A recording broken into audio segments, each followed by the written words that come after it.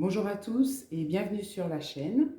Aujourd'hui, je vous propose une guidance en développement personnel qui va aborder la thématique des relations sociales et de la façon dont nous interagissons avec notre environnement.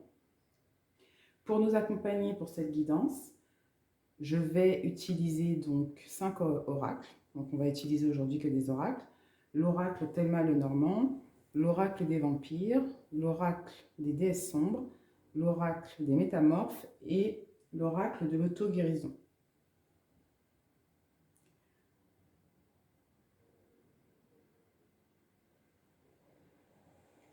Pour aborder cette thématique, j'ai décidé de poser 5 questions. Alors à vrai dire, c'est une guidance que je me suis faite à moi-même également dans le courant de la semaine. Et j'ai préféré l'aborder sous le thème de questions, d'interrogations que je peux avoir pour pouvoir avoir des points d'éclaircissement et voir comment, je dirais, améliorer ce qui ne me convient pas. Alors, on va aujourd'hui tâcher de répondre à 5 questions. La première question va être: qui suis-je ou quelles sont mes énergies du moment? La deuxième question: comment je suis perçue par les autres? La troisième question: de quoi vous protégez-vous, donc dans vos relations par rapport aux autres? Quatrième question: comment trouver l'équilibre qui va me permettre d'améliorer mes relations?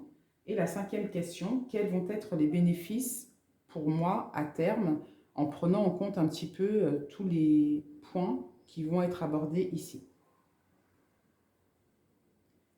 On va maintenant commencer avec la première question. Qui suis-je ou quelles sont les énergies du moment?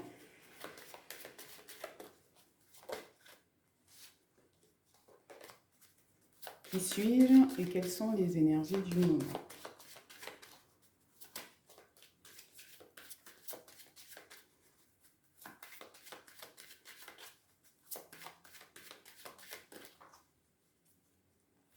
Pour la première question.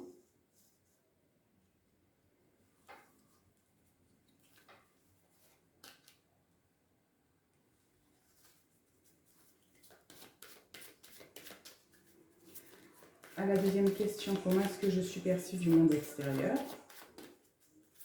ou des personnes avec qui je suis en relation?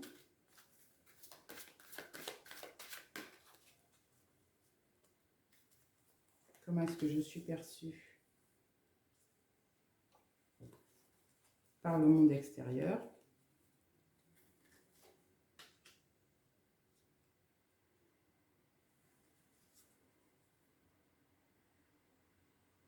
Troisième question, de quoi vous protégez-vous?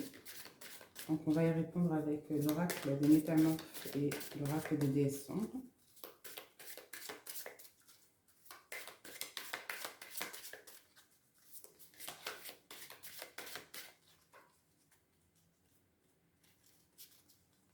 De quoi vous protégez-vous?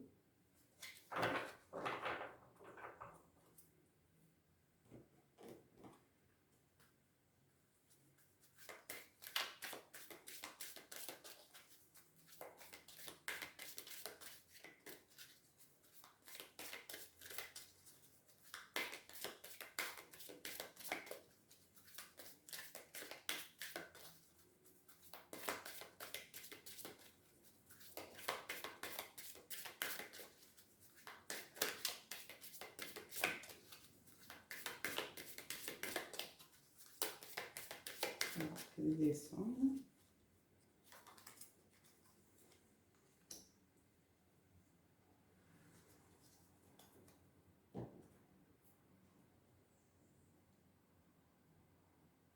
Avec l'oracle des vampires, on va aller répondre à la question: comment trouver l'équilibre qui va me permettre d'améliorer mes relations?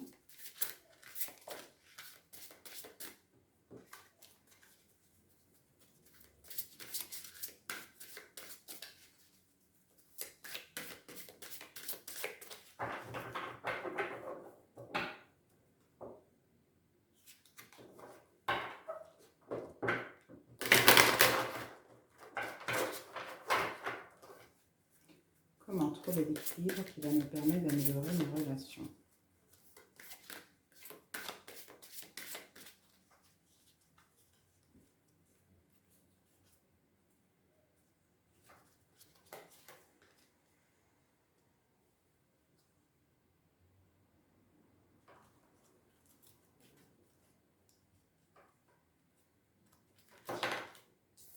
Donc elle est tombée, on va la prendre.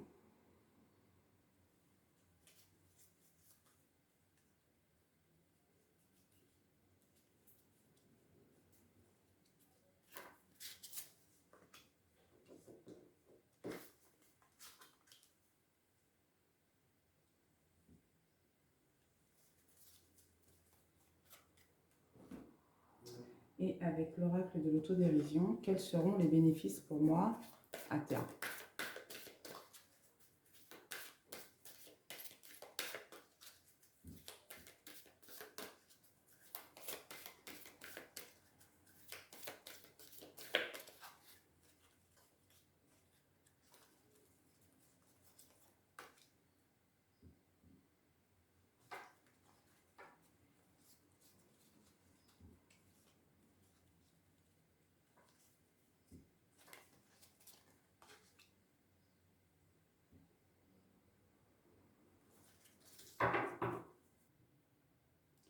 Mon appareil est tombé, donc vous allez peut-être avoir une image ou un plan qui va être différent du précédent, puisque bah, j'ai dû tout remettre un petit peu en ordre et repositionner la caméra.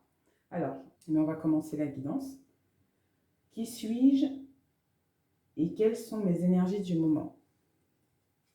Donc avec la carte du chemin et la carte du trèfle, on voit que vous êtes une personne qui avait à cœur d'avoir un environnement qui soit équilibré, que ce soit au niveau professionnel, au niveau social, au niveau personnel, et que vous œuvrez un petit peu, on va dire, pour ça, vous soupesez un petit peu chaque action, les décisions que vous allez prendre pour en tirer le meilleur bénéfice. Je dirais que vous avez un état d'esprit qui est positif et vous souhaitez que cette positivité euh, aille finalement dans tous les pans de votre vie. Et c'est pour ça que chaque fois que vous devez peut-être agir ou qu'une nouvelle situation se présente, vous la soupesez, vous évaluez avant de pouvoir agir et savoir quelle sera l'issue la plus confortable pour vous et votre environnement. Parce que ce que vous recherchez, c'est l'équilibre. À la question numéro 2, comment je suis perçue de l'extérieur? Vous êtes perçue en un premier temps comme une personne loyale, une personne à qui on peut faire confiance, mature, quelqu'un de sage, une personne qui a peut-être, même si elle a un jeune âge, une certaine expérience de la vie, pardon, et des choses, voilà, qui a une vision qui est peut-être différente et toujours plus apaisée par rapport à certaines problématiques qu'on peut vous confier ou pour lesquelles vous êtes sollicité. Cependant, avec la carte des nuages, il est difficile d'arriver à vous cerner, puisque dans ce même temps où vous êtes dans un élan de générosité, quand les personnes arrivent à créer du lien avec vous, il y a cet aspect de vous où il est difficile de savoir véritablement qui vous êtes, puisque il y aurait peut-être comme un masque ou une façade hermétique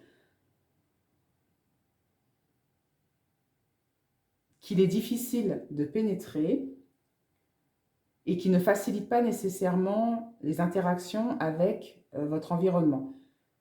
Alors c'est peut-être que les personnes, en fait, avant de pouvoir venir vous parler, prennent un temps pour vous observer, essayer de comprendre un petit peu qui vous êtes, parce que de façon naturelle et spontanée, c'est quelque chose que l'on ne perçoit pas. Donc les personnes vont être peut-être beaucoup dans l'observation. Au niveau des collègues, c'est peut-être aussi que justement ce niveau de discrétion fait qu'il est difficile d'évaluer un peu comment vous allez, si vous allez bien, mal, si vous êtes content, pas content, si vous êtes épanoui dans votre vie personnelle, si votre travail vous plaît. Il y a peut-être cette façade un peu froide, prime abord, qui peut, je dirais un peu, alors pas rebuter, parce que le terme rebuter, c'est un terme qui est un peu fort, mais qui rend en fait difficile les relations avec les autres. Avant de pouvoir vous aborder, les personnes prennent du recul pour pouvoir saisir le bon moment pour entrer en contact avec vous et en interaction.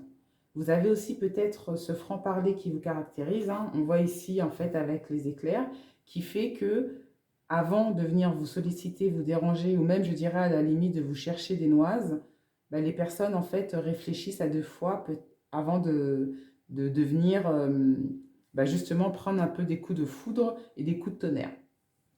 Voilà.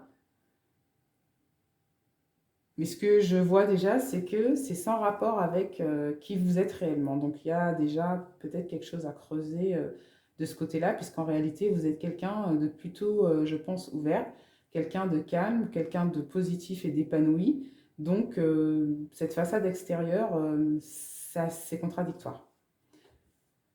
Alors maintenant, à la question numéro 3, de quoi vous protégez-vous?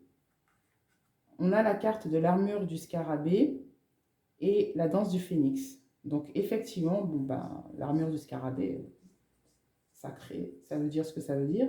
Il semblerait que vous ayez mis en place un système de protection et que cette façon d'être peut-être un petit peu renfrogné, distant, froid, c'est une façon que vous avez de vous préserver pour limiter les interactions ou tout simplement vous protéger. Vous êtes aussi peut-être une personne tout simplement qui aimait la solitude et c'est une posture que vous avez adoptée pour éviter d'être dérangé, d'être sollicité. Ou alors ça peut être aussi une armure que vous avez mis en place par rapport à des relations précédentes qui se sont pas bien passées, pour lesquelles vous avez été touché, affecté, déçu, blessé, peut-être même trahi, et vous avez décidé de mettre en place ce système pour pouvoir justement limiter les interactions et éviter que des personnes viennent de nouveau vous affecter au niveau émotionnel ou alors tout simplement vous décevoir. Et visiblement, c'est une règle alors que vous avez généralisée et que vous avez appliquée à tous les domaines de votre vie. Avec la carte du phénix, ce que l'on explique ici, c'est que par rapport à ce bouclier de protection que vous avez mis en place, entre le moment où toutes ces expériences négatives ont été vécues et aujourd'hui, vous avez mûri justement, puisqu'on a la carte de lys, vous êtes une personne sage et mature. Aujourd'hui, vous avez la capacité de pouvoir délimiter, enfin, alors, limiter, alors vous avez la capacité de créer les limites autour de vous par rapport à la façon dont vous souhaitez relationner. C'est-à-dire que tout ce niveau de vigilance que vous avez mis en place, aujourd'hui n'est plus nécessairement utile parce que vous êtes plus forte que ce que vous étiez avant. Voilà, c'est ce qu'on nous explique. Et c'est peut-être une posture, visiblement, en plus avec le lys, une posture que vous avez depuis longtemps.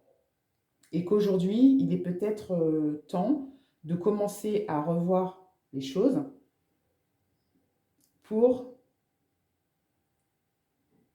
avoir des relations qui soient peut-être différentes par rapport à ce que vous avez aujourd'hui, uniquement si vous le souhaitez, si ce bouclier, en fait, tel que vous l'avez mis, vous convient parfaitement. Mais si aujourd'hui vous souhaitez voir des améliorations, c'est peut-être le moment de voir comment faire évoluer les choses.